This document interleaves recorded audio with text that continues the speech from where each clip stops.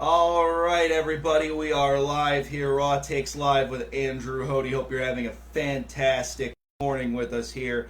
We are live here on Facebook Live for the second time, the fifth edition of Raw Takes Live, though, overall. If you enjoy this show, if you're watching it on YouTube, for example, later on, please make sure to like, comment, and subscribe. Also, check out the rest of our social media accounts. We have a regular Facebook page. I'm actually in the process of sharing this video to our Facebook page now. That way, folks there can check it out at Raw Takes with Andrew Hody. You can give us a follow and a like there. We'd really appreciate it. And also, make sure to check us out on X. You could find us at Hody Raw Takes on X, and of course on Instagram at Hody Raw Takes as well. We release a lot of the reels and memes, sports jokes, all that kind of stuff on social media there. So make sure to check out our social media pages and enjoy. Really appreciate it. Apologize here as I'm just getting things going, but make sure to hop on our live video now. We got one share so far. We'll have maybe a poll in a little bit just to kind of go over your opinions on the recent sports topics. But I want to get things started based in Cleveland, obviously, so let's get things going with Cleveland sports. Obviously, a big night in sports yesterday.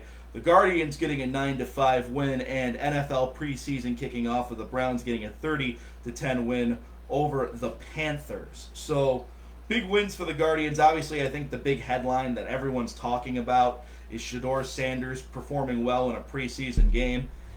I don't know if we should really be looking into that too much because, in my opinion, C.J. Kayfus was last night's story because he came to the plate and got the job done for the Guardians. At times they absolutely needed him to get the job done. So I think C.J. Kayfus was the star yesterday for the Guardians. The Guardians only won 9-5. They kind of let the White Sox come back into the game. But granted, they're in the thick of a division race. C.J. Kayfus helped out big time. The offense was rolling, especially in the top of the first inning, and the game was essentially put on ice early on. Obviously the White Sox would come back, score 5 runs, but really it was a Guardians in control the entire time. Does this mean that they're going to be winning the Central? I don't think so. But they have crawled their way back into being in that conversation. I don't think that's going to happen. I still think Detroit's the better team that got into a worse time of the season. Better way to put it. But the Guardians, in the thick of things, at least in the wild card too. They're 60-55 now, and they play the White Sox 2 more times this upcoming weekend. And the Yankees haven't been getting much better in terms of their wild card situation. Despite Aaron Judge being back, the Yankees are still struggling overall, and they let the Houston Astros beat them yesterday.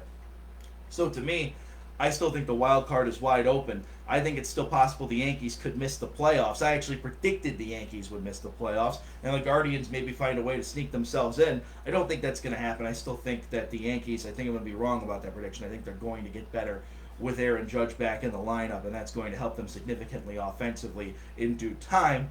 But granted, I think they're too far behind Toronto at this point to probably win the AL East. Maybe not too far behind, but I think the Toronto Blue Jays have proven themselves as the better baseball team. Back to the Guardians, though, C.J. Kayfus had a big game. I think you also got to talk about Stephen Kwan kind of being in a slump yesterday. 5 at-bats, no hits whatsoever. That's a little concerning if you're the Guardians, but granted, it really didn't matter because Daniel Schneemann got a big hit yesterday. That kind of helped advance some bases there. Jose Ramirez getting a hit as well, but I think C.J. Kayfus, with all the RBIs he had, was the real story. Carlos Santana was a big deal too. And, he's a guy that was rumored to be traded at the trade deadline. Carlos Santana got the job done for the Guardians yesterday. And in my personal opinion, I think the Guardians are the story. I think the Guardians are the current story with Cleveland sports. I don't think it's the Cleveland Browns. And I know it's the preseason. I know training camp is getting underway. And I know everyone wanted to see Shedeur Sanders. And I'm just going to say this off the rip. I'm not impressed with a preseason performance from Shedeur Sanders. Now, am I rooting for Shedeur Sanders' success? Of course I am. Of course I'm rooting for Shedeur Sanders to be successful. Am I a believer in Shedeur Sanders? I've been very clear I'm not. I think he was drafted at the right position in the 5th round. I think that was absolutely where he should have gone based on everything we've seen in the analytics. I think the NFL got it right. If Shedeur Sanders pans out and he's a great quarterback, good for him. as a 5th-round pick. I don't have that expectation. So many folks have these high expectations for Shedeur Sanders that, in my opinion, don't make any sense. I also still think that the owner was impulsive in this situation and made the Browns front office draft Shedeur Sanders against what they actually wanted to do. I think the Browns personally like Dillon Gabriel a little bit better. And then there's been rumors that, their front office is going to be probably taking offers on Gabriel or Kenny Pickett. And I'm not so sure that's going to happen. I think the Browns are going to go into this season with 4 quarterbacks. And I think Tyler Snoop Huntley is going to be the one off the roster when it's all said and done. Having said that, though, if you're the Cleveland Browns and you look at last night's win over the Carolina Panthers in the preseason 30-10, you look at the job Shedeur Sanders did. The exact stat line here, I'll have that for you. 2 touchdowns, 138 yards, 14 for 23. And all this hype is going on social media that it's the Shedeur show, he's the new savior. Now, I'm going to hit the brakes right there and say, it's not even the regular season yet. What can you take away from the preseason? You could take away guys that are going to make the roster and aren't going to make the roster. That's what you take away from the preseason. Guys like Anthony Schwartz a few years ago that had to have a good preseason in order to make a spot on the roster, and he didn't make a spot on the roster because he couldn't catch a football. And we learned that in the preseason. Cade York a few years back. Cade York missed a couple field goals, and it was a disaster, and the Browns didn't bring him back the following year, and he was a 4th-round pick. But we learned about him in the preseason that he wasn't a good kicker at the time. He could pan out for Cincinnati now that he's done with the Bengals, but still, we had to make moves. We had to cut bait. That's what the preseason is. It's about shrinking down your roster. It's about finding the guys who are going to fit in the system and not as backups, as second stringers. It's not about winning. It's not about anything, really. It's about the rookies getting in some work, getting some first NFL experience. There's some good things about the preseason. Relevant things about the preseason, not at all. The preseason isn't relevant. The only thing about the preseason that matters is who's going to make the roster and who isn't. So am I going to say Shedeur Sanders is going to make the roster? Of course I am. I think that's a joke if you don't think he isn't. I don't think there's anyone out there that doesn't. But the hype about a preseason game, yet again, is absolutely absurd. Shedeur Sanders hasn't proven anything until he takes his first NFL snap. And maybe he has a good game then, or not. Maybe he plays this year, maybe he doesn't. He's a 5th-round pick. You should not expect first round. And there's a lot of pundits in the media that even say this too. Shedeur Sanders is a 1st-round pick disguised as a 5th-round pick. No, he isn't. He's a 5th-round pick. There's not that high of expectations for him, as there shouldn't be. Clearly, the Browns don't have high expectations for him, or they would have drafted him number 2 overall. They wouldn't have traded that pick to Jacksonville, and Jacksonville now with Travis Hunter on the roster, they wouldn't have done that. And the Browns this season, the talk is they're going to be accumulating picks. And yeah, that's probably true. They're probably looking at 2026 and beyond. But to be quite honest with you, how can you trust that when Kevin Stefanski and Andrew Berry likely have their jobs on the line? And I'm just going to say that because I don't think we're talking about that enough here in Cleveland. There has been some discussion about who's going to be the first NFL coach fired. It very well may be Kevin Stefanski. Andrew Berry may be gone midway through the season. After last year, and this impatient league, and the owner we know, Haslam has had more patience in recent years. I want to say that. And when you look back at 2023 and you see what Kevin Stefanski was able to do, I personally believe Kevin Stefanski is a damn good head coach. Clearly the Browns' best coach they've had since they came back in '99. But do you think that that's going to be enough to save his job? I'm not so sure about that. I don't know if Kevin Stefanski is going to be the head coach beyond 2025. And I'm just going to say it flat out. I think he does get fired this year.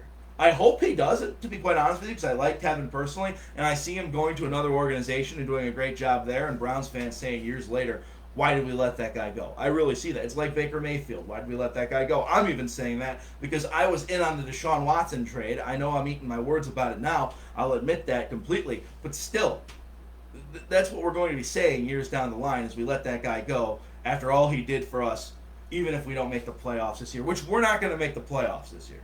The Browns are projected to be terrible. It's really a matter of, can they be 7-10? Can they be 8-9? That's really what this season is a matter of.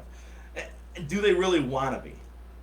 In all honesty, I think the Browns are better suited going 5-12 and finding out what they have in these quarterbacks and moving on to 2026. seeing Joe Flacco this year, and the reunion, a lot of folks are excited about that because of what he did in 2023, and honestly, you should be. If there's anything about the Browns you should be excited about this year, is to see the comeback of Joe Flacco. Now, having said that, that doesn't mean Joe Flacco is going to be anything he was in 2023 and that magic in the last half of the season. Those 4 big wins that he got, the road to the playoffs, and then we ended up losing to the Houston Texans in the playoff game. But still, if you're excited to see Joe Flacco, I can totally respect that. But and also, the whole stadium conundrum thing is still pissing me off. So I have a lot on my plate with the Browns, and why I'm a frustrated Browns fan. I have my Guardians hat on today on purpose because that's the team I'd rather represent right now in this city than the Cleveland Clowns, if I'm perfectly honest with you, and I am giving them that nickname. I want to have more respect for the Browns, and I don't.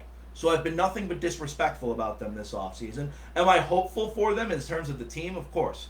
But there's many reasons I'm frustrated, and I think a lot of you who've listened to me know there's many reasons why I'm frustrated. A, obviously the stadium conundrum and how that's being handled. I can't stand it, and I think it's stupid. B, the quarterback situation, how dumb I think it is to have 4 quarterbacks on your roster. But at the same time, it could be smart. Part of me thinks, you know what, you get all these quarterbacks and you try to figure out which one's the one that works. That makes complete sense. You know it's not going to be Joe Flacco. I'll say that off the rip. I'm even putting Kenny Pickett in that conversation because we haven't seen enough of Kenny Pickett in his career. We've seen a sample size and we don't think he's very good. But granted, you never know if a guy can turn his career around, so I'm even putting Kenny Pickett in the young quarterback situation. I don't think he's the future by any stretch, but I think he needs to be in that conversation. The quarterback situation, how that's been handled, that's 2. Obviously, the Deshaun Watson disaster as we look at it now. Yes, was I for the Deshaun Watson trade 100%? I thought he was going to be better than Baker Mayfield, and I will admit I was wrong. I'm sorry. But yes, that's another reason I'm frustrated with the Cleveland Browns right now, or the Cleveland Clowns, as I like to say. And number 3, just look at their track record since Jimmy Haslam bought the team. And it even goes back to when Randy Lerner owned the team. But granted, to me, Randy Lerner was 2 hands off. Jimmy Haslam's been 2 hands on. And I think that's negatively impacted the culture of the team. It's negatively impacted the fan base. I think there's a lot of people here in Cleveland, with all due respect to them, that are just drugged by the Browns. And they continue to go back and back and back to the Browns because it is a football town. I'm not going to argue that. But honestly, it's time to start taking the red pill. I'm thinking of the Matrix. I can't think of which pill is which. But to me, the reality of the Browns is this. The Browns have done nothing since 1999 outside of 1 playoff win and 3 playoff appearances. There's nothing to be proud of when it comes to the Browns. And people who are proud of the Browns and want to root for their team, I'm all for that and whatnot. Yes, of course I'm rooting for the Browns to be successful, but they've shown nothing of the sort. Nothing of the sort. And a preseason game isn't just going to change my mind. I need to see the Browns do better things, not just on the field, but off the field. If they're going to do this whole stadium conundrum thing, it needs to be handled a hell of a lot differently than it's been handled. So to me, I'm frustrated with the off-the-field matter and the on-the-field matter as an organization. And I don't think there's enough fans that are frustrated by it. And I get it. If it's your team, you want to root for them, and you want to fly your colors. I get it. I totally get it. But there should be more sense of frustration because the Browns have not really given you anything they've promised. And we continue to go back to them year after year after year. And that's okay. I get it. I get it. If you're a Browns fan like myself, you want to do that. But I'm at a point where I'm at the bar as a Browns fan. We need to see it happen. I have no expectations this year, and I have absolutely expectations that they're going to have a miserable season. So to me as a fan, I don't want any part of that. I don't think there's a lot of people that would like to have a part of that. There's a lot of teams in the NFL, like let's say the Carolina Panthers. You think the market in Charlotte gives any kind of crap about the Carolina Panthers and how they handle their regular season when they're bad? I don't think Charlotte shows up. I remember there was like 7,000 people at one of their games last year against the Atlanta Hawks, or not the Hawks, the Falcons, excuse me, the Atlanta Falcons 2 years ago. And it was a 9-7 game, barely anyone showed up for it. I don't think Charlotte, North Carolina cares when the Carolina Panthers are bad. I don't think the Jacksonville Jaguars fan base cares when they're bad. Last year when they didn't have a good season, I don't think their fans showed up for it. I mean, and I'm not saying, don't show up to Browns games or anything like that, but I'm just saying we should show some level of not being content when it comes to the Browns. And when I say that, it's maybe not spending that extra money on season tickets. Maybe it's not being super all in the preseason like a lot of folks seem to be. To me, that's where I kind of draw the line. The Browns need to be better if they want my respect. I think if they want a lot of fans' respect, because I know I'm not the only fan that's frustrated. There's other fans that are very frustrated with the Browns, and rightfully so, based on everything they've given us. So, to me, the Browns need to earn our respect back, and that starts with A, handling the off-the-field affairs a lot better when it comes to the stadium, and B, proving they can be a winning organization. They have signs that they can be. In 2020, they won the playoff game. In 2023, they made the playoffs. No, they didn't win a playoff game, but that was still a good season. If you made the playoffs, that's a good season to me. I'm not saying that that's a great season, that you don't have higher aspirations, but 2020 and 2023 were good seasons for what we expected of them. 2024 was a complete disaster, a waste of everyone's time. It was the worst season since 0-16. And we don't expect them to be much better than that this year. Just look at the schedule right off the rip. Cincinnati, Baltimore, Green Bay, Detroit. I see 1-3 in that stretch. Probably 0-4 in theory. And the reason I say 1-3 is because I think they're going to beat Cincinnati week 1, but we're not going to really learn much about that game, to be quite honest with you, because I think Cincinnati just doesn't play well in week 1. That's why I think they're going to win that game. But I think they're going to lose to Baltimore. I think they're going to lose to Detroit and Green Bay. And I think it's going to be a mess right off the rip. And the schedule doesn't get easier. This is one of the hardest schedules in the National Football League. You have to play Minnesota and London. By the way, the London games are dumb. You know the last time we hosted the Minnesota Vikings here in Cleveland? Because the last time we went to London, we also played the Minnesota Vikings. We play the Minnesota Vikings once every 4 years, and we haven't hosted them in Cleveland since I think 2011 or 2012 or 2000. No, it's 2009. That's the last time we hosted the Minnesota Vikings at Cleveland Brown Stadium. How fair is that to the fans of Cleveland? Because we played them in London twice. We're about to play them a second time. That's not fair to the fans in Cleveland. We're paying tax dollars on the stadium, by the way. They're playing that game in London because the NFL cares much more about their global reach than they do about their local reach. That's how they think of that. So I'm just letting you know, the Minnesota Vikings haven't played a game in Cleveland since 2009, and they're about to go play one in London against the Cleveland Browns, an opponent we haven't seen here in Cleveland in now a decade plus. So just think about that for a second. That's kind of absurd if you really think about it. And that's because, personally, I don't think the NFL cares about the taxpayers paying for their stadiums like they should. If we're going to pay for these stadiums, you got to play all your home games there. I'm sorry. And I understand the NFL trying to reach out to global markets, but if you want to expand the sport, then introduce it in Europe. Have the youth learn the sport. If you want to have football get big in Brazil, take a football down there, hand it to some of the kids and the youth, teach them about the game, and then you could start something possibly. Maybe you could have NFL South America, start a separate league, NFL Europe, NFL Africa, NFL Australia. I don't know. There's a Canadian football league, and I know the NFL has made attempts in Europe and stuff before, but not very good attempts. That's how you are going to get a league started. It's not going to be, let's just play NFL games in foreign countries. That's dumb. And we saw how bad the turf was in Brazil last year. So I think it's a health risk for the player sometimes to play on some of that foreign turf. And it's just because I don't think those stadiums are as well prepared for NFL games as Cleveland Brown Stadium is, or Huntington Bank Field now, excuse me. Huntington Bank Field or M&T Bank Stadium or Gillette Stadium or any of those places, just because they don't play football down there as much. So that's just my opinion on that. I am all for global expansion of the sport. I am not for just playing NFL games in foreign countries when we're already paying taxes on the stadiums here. That's my opinion on that matter. I think it's absurd, and the owners should be ashamed of that. And they should do something about it, because I think their fans deserve to see the Minnesota Vikings more times than not since 2009. That's just my opinion. I think that's a very, very big thing that we don't really talk about that much. Because it's not really as hot of a topic as Shedeur Sanders. Look what he did in a preseason game. Sure, he did it in a preseason game. Let's wait till the regular season and let's see how things go. I'm not so sure I'm going to have that high of expectation. Back to baseball now, which I personally still think is the story in this town after last night. 60-55 the Guardians are. They got a long way to go still, and this has been overall a more disappointing season. But if you really look at this right now, to win 30 and go 30-17, you win 90 games. So that is kind of where I see things with the Guardians right now. And if you get to 90-72, you make a good case to make the wild card spot, especially with only 6 wild cards. I mean, it's going to be really hard.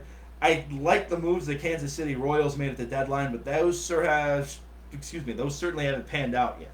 So, to me, there's still a long way to go with the Guardians.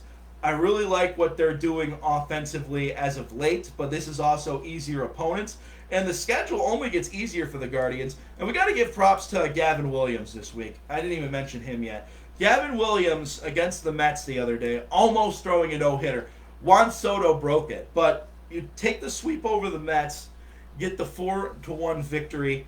It was a great game. It really was. And I remember watching it from start to finish saying, wow, Gavin Williams threw over 120 pitches. Even though he didn't hit the no-hitter, even though it didn't end up being a full game for him, he went 8 2/3. If we can get more of that out of Gavin Williams, which I think we can be, he's got ace potential. Because I certainly don't think it's going to be Tanner Bybee. Slade Cecconi, so far, we've won the Josh Naylor trade, obviously. That's a done deal at this point. But to me, Slade Cecconi's got ace potential, too. Those two guys alone, if they can eat innings and you can get to an okay bullpen, it's not the bullpen it was last year. And obviously the Class A situation isn't going to help when it comes to closing games. But the bullpen has been okay. I think if you have guys like Gavin Williams and Slade Cecconi eating up innings, that's going to help your bullpen significantly. We've seen that from Gavin Williams as of late, and we've seen that from Slade Cecconi. We obviously need to see more of that from a guy like Tanner Bybee. Tanner Bybee, in my opinion, has been a disaster this year. Logan Allen has even had higher moments than him, but I'm no believer in Logan Allen either. So to me, the rotation is somewhat stabilizing, but it's not that stable. And so there's still a lot of work to do there. And I think yesterday, when you really look at the pitching too, you could clearly see that there was some issues late in the game. But granted, for Tanner Bybee, 7 strikeouts yesterday. He had 4 earned runs allowed, which is still the big problem with him against a bad team in the White Sox, which is why I think Tanner Bybee's been a disaster. But you look at the rest of the bullpen, only 1 allowed run the rest of the way from Jacob Junis, who is the worst bullpen pitcher that the Guardians have, in my opinion. Cade Smith getting the deal done at the end. I still like Cade Smith a lot. I think he's got your next closing potential. Sabrowski came in. He didn't allow any runs. I still think Hunter Gaddis has been okay. He hasn't been the Hunter Gaddis we saw last year. But the bullpen, I think, is good enough where if you have pitchers that are eating up innings, going 7 innings, maybe even 6 innings at the very least, you're going to get a fresh bullpen. If you have Cade Smith closing the game, it's not going to be Emmanuel Clase, but Cade Smith is still a pretty good bullpen pitcher, and it still may be a wild ride as the season goes on. The closing of the games is going to be the big question mark when it comes to the Guardians right now.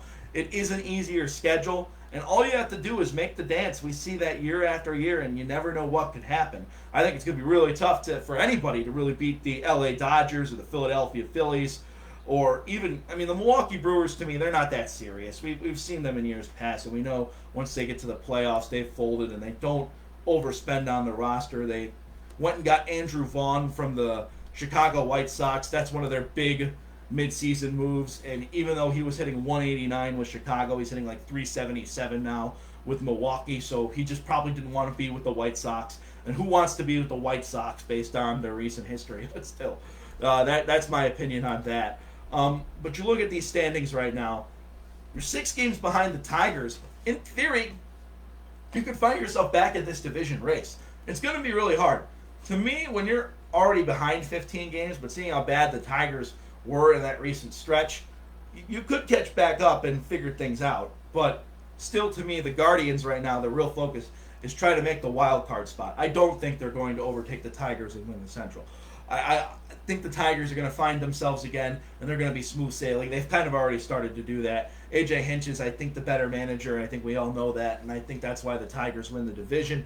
But you can get yourself back in this wild card race, but it is going to be tough because the Astros right now are in an interesting pickle. I don't want to say pickle, but the Seattle Mariners have been playing out of their minds. I think it's very possible the Mariners overtake the Astros and win that division based on how their offense is playing, which has been a much better offense than I think anyone in baseball could have expected this year. And they added Josh Naylor to it on a cheap contract. So the Seattle Mariners may have that pay off for them, and they may end up winning the AL West because of it. The Houston Astros, even though they're good, they're appear to be as good as the Seattle Mariners on paper, from what I can see. So I think the Mariners are going to end up overtaking the Astros in that division. I think the Astros are one of your wild cards. I just think they're too far ahead. The Texas Rangers, they've been so inconsistent since they won the World Series. I don't know if I can believe in anything they're doing. They are above 500, but I don't buy into the Texas Rangers right now. It's a shame because they won the World Series a few years ago. We should expect better from them. The New York Yankees and the Boston Red Sox are going to be fighting for wild card spots. The Red Sox in particular, I thought were going to be close to winning this division this year. I had Baltimore winning the division. Look how wrong I am now. But the Toronto Blue Jays, to me, as I said, I think they're just too far ahead of those teams. I don't like the Red Sox as much as I like the Blue Jays. The Blue Jays just added Shane Bieber. That's going to be a great arm for them. And I think when you play teams like the Tampa Bay Rays, the Boston Red Sox, the New York Yankees, and the Baltimore Orioles, that's going to be a big arm to have and to shut a lot of those good offensive teams down. The Toronto Blue Jays have shown they have really good offense, too. So I really like the Blue Jays. I think this wild card is going to be really interesting because we're going to see, I think, a decent or okay baseball team not make the postseason. I think it's going to be interesting to find out which one it is. Could it be the Yankees? It's possible on paper. Could it be the Red Sox? Also possible on paper. Could it be the Astros? It may be the Guardians. I think the Guardians is the fair expectation to not make the postseason because on paper the Guardians don't look as good as the Red Sox, Astros, and Yankees. But this wild card is going to get down to the wire right now. If I were to pick my division winners at this point of the season, I will go Seattle, Detroit, and Houston in the AL. And if I were to look at the National League here, I think Milwaukee does end up taking the Central. I picked the Cubs to do it, but the Cubs have gotten worse as the season has gone on. I don't know if I buy into them as much. There's a lot of above 500 teams in the Central outside of the Pittsburgh Pirates. And the Pittsburgh Pirates have O'Neill Cruz and Paul Skeens, and they're just wasting their careers. But granted, Milwaukee, to me, has shown to be the best team. Obviously, the Dodgers in the West, I don't think that's going to change at all. Padres are good. They're not Dodger good. Giants are okay. They're not Dodger good. Diamondbacks had a fire sale, and the Rockies are a joke. Philadelphia Phillies, on paper, I think are actually worse than the Mets, but they've played a lot better than the Mets over the course of the season. So I like the Philadelphia Phillies to probably hang on and win the National League East. I think the Mets are a wild card team. But the Mets, they could come back and win that division. And I think we need to talk about the Miami Marlins a little bit. Even though they're below 500 at 57 and 58, they deserve credit for being in that position. They're not going to make the playoffs, but the Miami Marlins have proven to be better than anyone's expected this year. So I think the Marlins do deserve some credit for that. They're not going to make the playoffs, though. So that's my thoughts on what's going on in Major League Baseball. Guardians, season's still fresh, and the Tigers are closer to striking distance. I mean, they could figure this thing out and win that division. It's possible. I don't think they're going to. I think the Detroit Tigers are better managed. I just think they're a better baseball team and have better pitching. They have Tarek Skubal, and the Guardians have Slade Ciccone. That's really where we're at right now. And that's not even a comparison when it comes to starting pitching. If you were to go to a playoff series and that was going to be your matchup, I don't think there's a question that the Detroit Tigers would have the advantage in that situation. I have to see, though. There's still a lot of baseball left to be played, and we're getting into the month of September here soon. These games mean everything right now. And if you have an easy portion of the schedule, you got to take advantage of it. The Guardians last year, the talk was they had the hardest schedule in Major League Baseball to close the year. There was no way they were going to be able to finish the division off with the schedule that Kansas City and Minnesota had.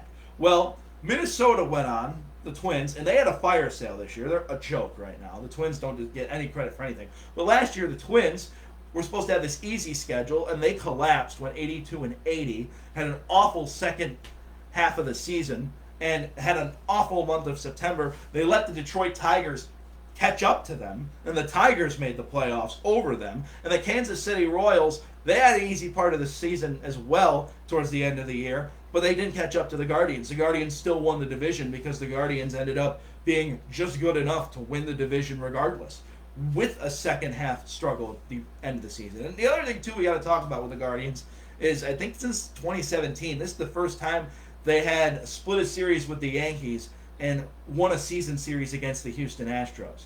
So they've beaten the legacy teams right now, essentially. The teams with the recent history. I mean, the Yankees with overall their entire franchise history, but the Astros with their recent history. So, to me, the Guardians deserve a lot of credit for that. And that has been the high points of this season. They also just swept the Mets. I think it was their first season series sweep in New York in 35 years or something like that, and that's against either the Mets or the Yankees. So, got to give the Guardians credit for that. The Mets are the way better baseball team on paper and should have had no business getting swept by the Guardians, but yet they did. So, the Guardians are in an okay position right now. They're not the best team in baseball, but they can absolutely compete for a wild card spot, and you just never know when the playoffs begin what could happen. Crazy things happen every year in Major League Baseball's playoffs, and the NFL playoffs too. Basketball is the most expected winners, I would say. Sometimes things surprise you in basketball. I'm not going to argue you there. I don't think anyone picked Indiana to beat the Cavs or New York to beat Boston, so I'll give that credit there. But still, to me, baseball, you never know until the postseason is really what it comes down to. All you got to do is make the tournament, and anything could happen. That's going to be it for today's edition of Raw Takes Live. Make sure to like, comment, subscribe if you watch this on YouTube later on. If you're on Facebook watching this, appreciate your support as always. Make sure to check out some of the other Raw Takes content. We'll have some content.